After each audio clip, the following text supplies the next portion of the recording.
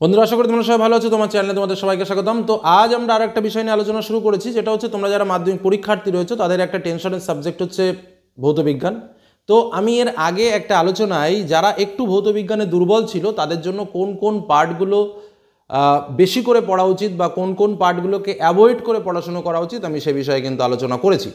এবং আমি বলে দিয়েছিলাম যে মাত্র কয়েকটা দিন পড়াশুনো করেই কিন্তু 75% মার্ক খুব ইজিলি কালেক্ট করা যায় এবং কোনো রকম অঙ্ক বা কোনো রকম সংকেত এগুলো কষ্ট করে মনে না রেখেই। তো যারা এই সাজেশনটা পেতে চাইছো তাদের জন্য বলবো, চ্যানেল প্লেলিস্টে একটা লিঙ্ক দেওয়া আছে, ডিসক্রিপশন বক্সে লিঙ্কটা দেওয়া আছে, সেখান থেকে তোমরা সেই চালাকি সাজেশনটা একটু দেখে নিতে পারো যে আমাদের কীভাবে কী পড়তে হবে। তবে আজকের আলোচনাটা কিন্তু একটু অন্যরকম, কারণ যে চালাকি সাজেশন দেখতে চাইছো তাদেরও প্রয়োজন, যারা ওভারঅল সাজেশন দেখতে চাইছো আজকের আলোচনাটা তাদের জন্য। কারণ আজকের আলোচনায় আমরা একদম ভৌতবিজ্ঞানের যে 2 মার্কের প্রশ্ন এবং যে 3 মার্কের প্রশ্ন আমাদের পরীক্ষায় আসতে চলেছে তার সম্পূর্ণ প্রশ্নপত্র তোমাদের সামনে শেয়ার করব, শুধু দুটো একটা জিনিস বাদে। কি কি জিনিস বাদে? কারণ দেখো, কিছু কিছু ম্যাথ ক্যালকুলেশন রয়েছে যেটা সাজেশন দেওয়া সম্ভব নয়। আমরা বলে দেবো যে এই ম্যাথগুলো ইম্পর্টেন্ট রয়েছে। এর আগেও তোমাদের জন্য আমি 2 মার্কের কোশ্চেন 3 মার্কের কোশ্চেন আলাদাভাবে শেয়ার করেছিলাম, কিন্তু আজ কিন্তু আলাদাভাবে নয়, একদম একই সাথে সম্পূর্ণ ভৌতবিজ্ঞানের সম্পূর্ণ suggestion, last minute suggestion, final suggestion, যে প্রশ্নগুলো পড়ে যে প্রশ্নগুলো রেডি করে তোমাকে পরীক্ষার হলে যেতেই হবে। আর একটা কথা বলে রাখি, একমাত্র অঙ্কের পার্টটা বাদ দিয়ে কিন্তু বাদবাকি যে প্রশ্নগুলো তোমাদের সামনে শেয়ার করছি, সম্পূর্ণ প্রশ্ন যদি তুমি কমপ্লিট করতে পারো, এটা নিশ্চিত থাকতে পারো যে এর ভেতর দিয়ে ম্যাক্সিমাম কোশ্চেন কিন্তু তোমরা পরীক্ষাতে কমন পাবে। কারণ বিগত বছরের অভিজ্ঞতা থেকে বলছি, প্রশ্ন কিন্তু এর বাইরে যায় না। তবে হ্যাঁ, একটা বিষয় রয়েছে, শর্ট কোশ্চেন কিন্তু তোমাকে নিজের মতো করে সংগ্রহ করতে হবে, নিজের মতো করে পড়ে ফেলতে হবে। আমি বলেছি আমাদের যে ইম্পর্টেন্ট শর্ট বান্স আমরা শেয়ার করেছি, কিছুদিন আগে 175 কোশ্চেনের একটা শর্ট বান্স শেয়ার করেছি, তার আগে 200 কোশ্চেনের একটা শর্ট বান্স শেয়ার করেছি। তাছাড়াও আমি বলেছি যে টেস্ট পেপার সলভ একটা খুব ইম্পর্টেন্ট পার্ট। এইসব পার্টগুলো যদি তোমরা কমপ্লিট করো তাহলে কিন্তু শর্ট কোশ্চেনেও তোমাদের আটকাবে না। তো এই হলো মূল বিষয়। চলো এবার আমরা দেখে নিই ইম্পর্টেন্ট কী কী 2 মার্কের প্রশ্ন এবং কী কী 3 মার্কের প্রশ্ন আমাদের সাজেশনে রয়েছে। এই প্রশ্নগুলো অবশ্যই পড়ে যাবে।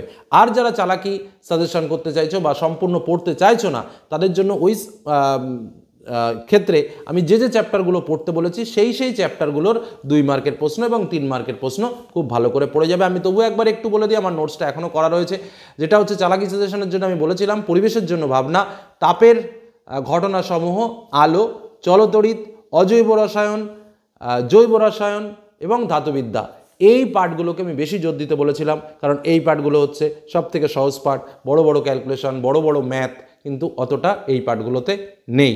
তো এই পার্টের যে প্রশ্নগুলো রয়েছে 2 মার্কের জন্য এবং 3 মার্কের জন্য, সেগুলো কিন্তু একদম রেডি করে পরীক্ষার হলে যাও। 85% নর্মাল মার্কস পাবে, 80% নর্মাল মার্কস পাবে।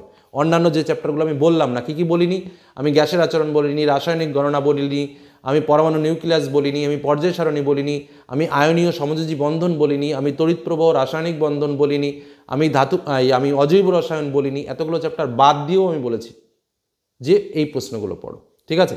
আর আজকের সাজেশনে আমি টোটাল তুলে ধরছি তোমাদের সামনে, টোটাল ফার্স্ট টু লাস্ট। এগুলো ভালো করে দেখলে 100% কমন তোমরা প্রশ্ন পাবেই, শুধুমাত্র অঙ্কের ক্যালকুলেশনগুলো বাদে, সেগুলো একটু বই থেকে প্র্যাকটিস করতে হবে। চলো দেখে নিই লাস্ট মিনিট ক্লাস সাজেশন ভৌতবিজ্ঞান। বন্ধুরা, তাহলে চলো দেখে নিই পুরোপুরি মূল সাজেশন, শেষ মুহূর্তের সাজেশন। তো প্রথমে আমরা 2 মার্কের প্রশ্নগুলো শেয়ার করব, তারপর আমরা 3 মার্কের প্রশ্নগুলো শেয়ার করব। তো 2 মার্কের প্রশ্নের জন্য পরিবেশের জন্য ভাবনা থেকে প্রশ্ন। স্থিতিশীল উন্নয়ন বলতে কী বোঝো? আদর্শ জ্বালানির বৈশিষ্ট্যগুলো উল্লেখ করো। মিথেন হাইড্রেট কী? স্থিতিশীল উন্নয়নের মূল উদ্দেশ্যগুলি ব্যাখ্যা করো। অতিবেগুনি রশ্মি কীভাবে ওজোন গ্যাসের ক্ষতি করে? গ্লোবাল ওয়ার্মিং কী? গ্লোবাল ওয়ার্মিংয়ের প্রভাব আলোচনা করো। গ্রিনহাউস প্রভাব বলতে কী বোঝো? সিএফসি কীভাবে ওজোন স্তরের ক্ষতি করে? পরিবেশে ওজোন স্তরের ভূমিকা কী? জীবাশ্ম জ্বালানি বলতে কী বোঝো? বায়োফুয়েল বলতে কী বোঝো? গ্যাসের আচরণ। তো এখান থেকে কিন্তু 3 মার্কের প্রশ্ন আসে, সেহেতু এই প্রশ্নগুলো কিন্তু 3 মার্কে আসতে পারে, ঠিক আছে? এটা কিন্তু মাথায় রাখবে যে আয়তনের অনুপাত নির্ণয়, গ্যাসের অন্তিম উষ্ণতা নির্ণয়, আয়তন পোষণ গুণাঙ্ক নির্ণয়, গ্যাসের আয়তন নির্ণায়ক বিষয়ক অঙ্কগুলো প্র্যাকটিস করতে হবে। আর তার সঙ্গে যে প্রশ্নগুলো প্র্যাকটিস করবে, চার্লসের সূত্রটি বিবৃতি করো, বয়েলের সূত্রটি বিবৃতি করো, প্রমাণ চাপ কাকে বলে, অ্যাভোগাড্রো সূত্র কী, শীতকাল অপেক্ষা বর্ষাকালের বায়ু শুষ্ক হয় কেন, উষ্ণতার পরম স্কেল এবং পরম শূন্য উষ্ণতা বলতে কী বোঝো, সার্বজনীন গ্যাস ধ্রুবকের মাত্রা নির্ণয় করো।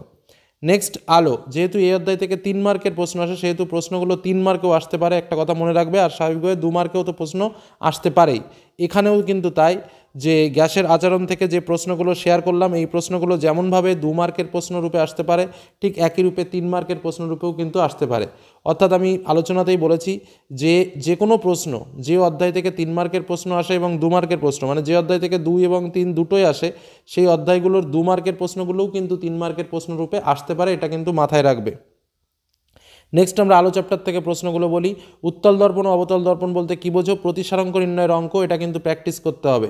পরবর্তী প্রশ্ন, গোলীয় দর্পণের মুখ্য ফোকাস বলতে কী বোঝো? কোনো মাধ্যমের পরম প্রতিসারাঙ্ক কাকে বলে?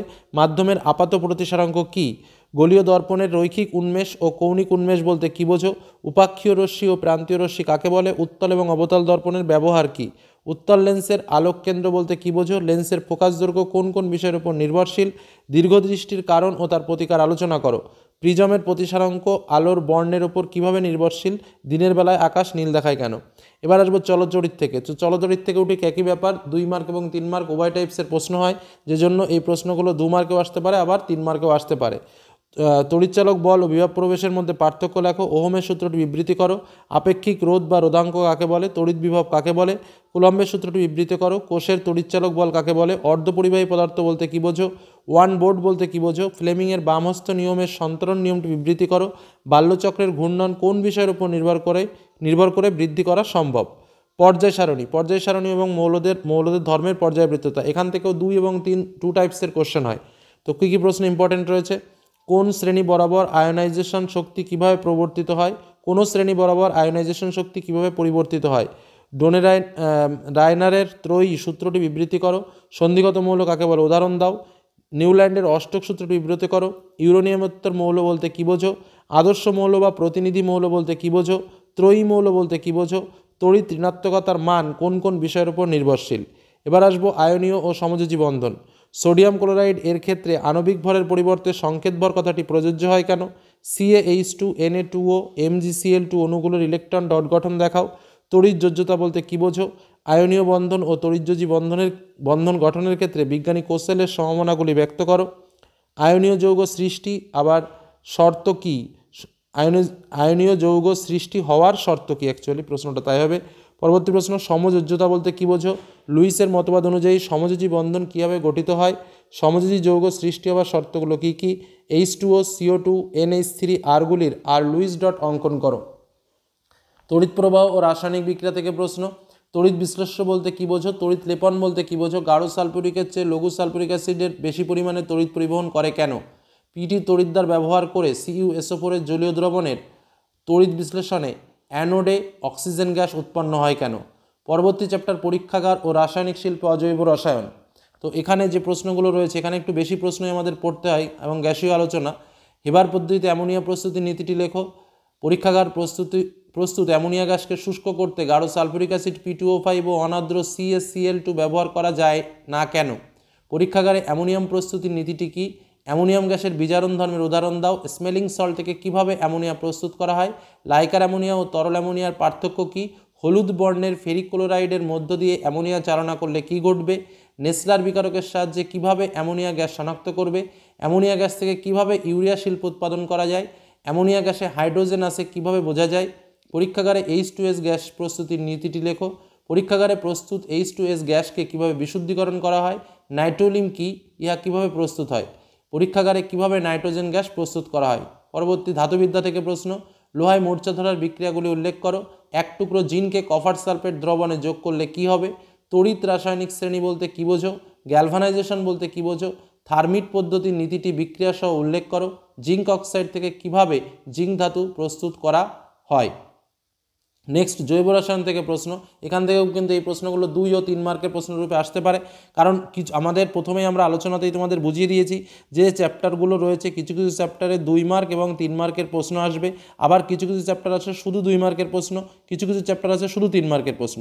তো যে চ্যাপ্টারগুলোতে 2 এবং 3 দুই টাইপসেরই প্রশ্ন আসতে পারে, সেই চ্যাপ্টারগুলোর প্রশ্নগুলো যেগুলো আমি তোমাদের 2 মার্কের জন্য শেয়ার করছি, সেগুলো 3 মার্কের জন্য আসতে পারে, এটাই শুধু বলে রাখা। ওকে, নেক্সট তাহলে এই চ্যাপ্টারের প্রশ্নগুলো বলে নিই। জৈব রসায়নের সমগণীয় শ্রেণী ও সমগণ বলতে কী বোঝো, সম্পৃক্ত ও অসম্পৃক্ত জৈব যৌগ বলতে কী বোঝো, ক্যাটিনেশন ধর্ম বলতে কী বোঝো, কার্যকারী গ্রুপ বলতে কী বোঝো, সমবায়তা বলতে কী বোঝো, ডিনেচার স্পিড কী, ইথিলিনের সাথে ব্রোমিনের বিক্রিয়া উল্লেখ করে ইথিলিন থেকে কীভাবে পলিথিন প্রস্তুত করা হয়।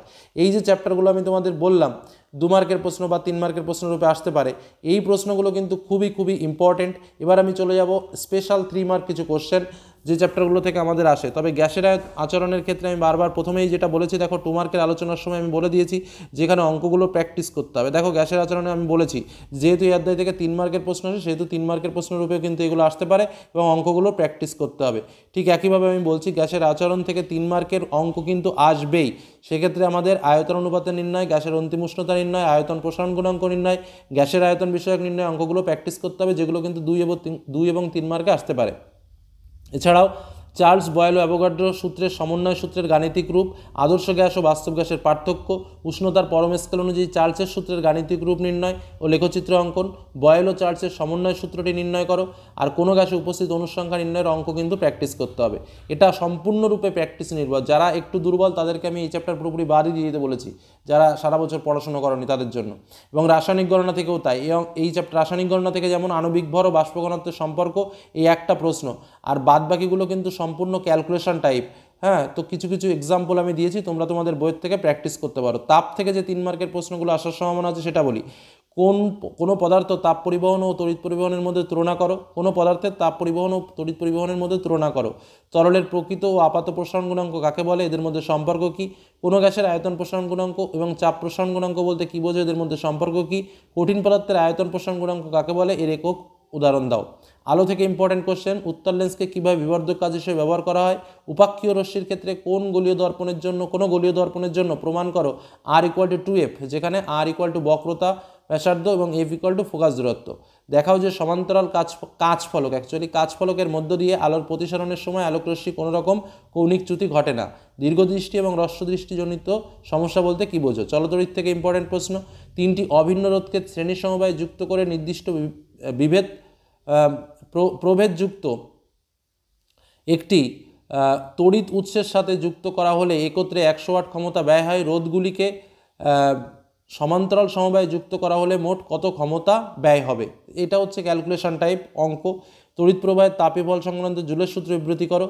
R1, R2, R3 তিনটি রোধের সমান্তরাল সমবায়ের ক্ষেত্রে প্রমাণ করো যে তুল্য রোধের মান R হলে 1/R = 1/R1 + 1/R2 + 1/R3 হবে। এটা কিন্তু পরীক্ষায় ভেরি ভেরি ইম্পর্টেন্ট, এবার সেটাও বলে রাখলাম।